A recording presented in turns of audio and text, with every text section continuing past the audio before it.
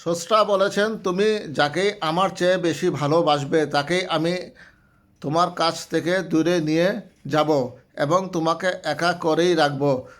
তিনি আরও বলেছেন, কখনোই বলবে না তাকে ছাড়া আমি বাঁচব না, তবে আমি তাকে ছাড়াই তোমাকে বাঁচাবো এবং পিছনের অনুগত সব আবেগ কেড়ে নিয়ে দিব্যি তোমাকে সামনে নিয়ে যাব। তুমি কি দেখো না, ঋতুরাও বদলাতে থাকে, ছায়া দেখা গাছের পাতাও যায় শুকিয়ে, ধৈর্য হারিয়ে যায়, কিন্তু তোমার স্রষ্টা ধৈর্যশীল ও পরম দয়ালু। সেই ঝরে যাওয়া পাতার ডাল থেকে আবার সবুজ পাতা গজায়। তুমি কি দেখো না তোমার স্রষ্টার এই নিদর্শন?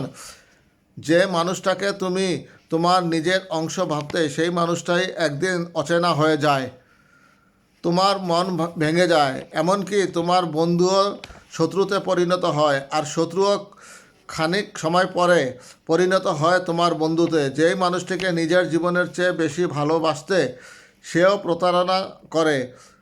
তুমি কেন স্রষ্টা বিমুখ হয়ে মানুষকে ভরসা করো? অদ্ভুত এই পৃথিবী, যখন তুমি ভাবো এটা হবে হবে না কখনো, কিন্তু পরক্ষণেই সেটাই হয়। সেটা হবার নয় কি? তুমি বলো পারবো না, অথচ তুমি পারো। এবং সবচেয়ে বিচিত্র বিষয় হচ্ছে, তুমি বলতে থাকো আমি মরে গেছি, অথচ তুমি বাঁচো। তোমার স্রষ্টা তোমাকে বাঁচায়। আল্লাহর এই পরম দয়ার গুণে আমরা বেঁচে আছি।